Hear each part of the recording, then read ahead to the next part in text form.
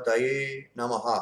In this video, I'm going to talk about some important manifestation fundamentals, which is making unconscious speech and thinking conscious.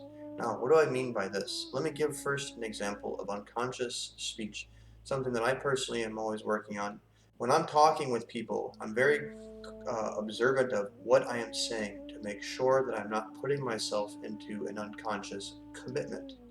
For example, I'm at the store, I run into somebody, maybe just a random person, we have a very superficial conversation. I have no intention of seeing that person again, but we say things like, oh, see you later, or see you next time, or something like this. And we can't say for sure if that's going to happen, and I certainly have no intention to see that person again unless I want to see that person, unless I know if I say that, then I am putting myself in almost like a subtle contract where I have to see that person again, or I'm going to either create that or I have just said a lie. Now, I want to quickly address this concept of unconscious lying. Most people aren't lying consciously, but they may or may not through unconscious speech. Also unconscious thinking. Everything is accounted for. According to the yogis and mystics, when you say lies, doesn't matter if it's conscious or unconscious, even in jest, you want to be careful about this, is it can diminish the power of your words, and your words are what translate into creation. In the beginning was the Word was with God, and God created everything with the Word. This concept is not only in Christianity, it is definitely in the yogic and the Siddha traditions and the mystical esoteric traditions found in most religions, that the speech and certainly the thoughts are creative in nature. So you want to be very careful with this. Also, another thing to be cautious of with this unconscious speech or unconscious thinking.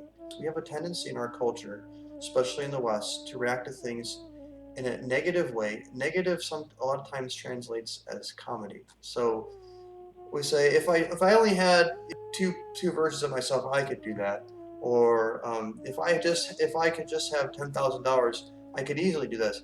It's very important to understand why this is wrong, and the reason it's wrong is because according to quantum physics, and which is the subtle science, the modern science of the yogis, anything is possible.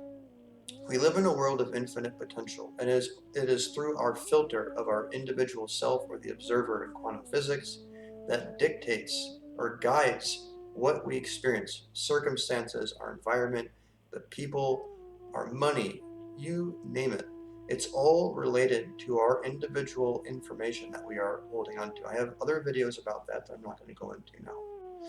So to wrap this up and to summarize, the intention is to start having you pay attention to the self-talk, to the speech, what you're saying to people and what you're thinking about things.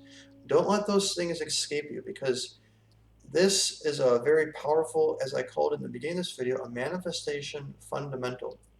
So if you're taking time to dedicate to focusing on things you want, whether it's in meditation or in general, maybe you're writing things down, or maybe you're just working on it as you go and taking steps, you want to make steps forward, not backwards.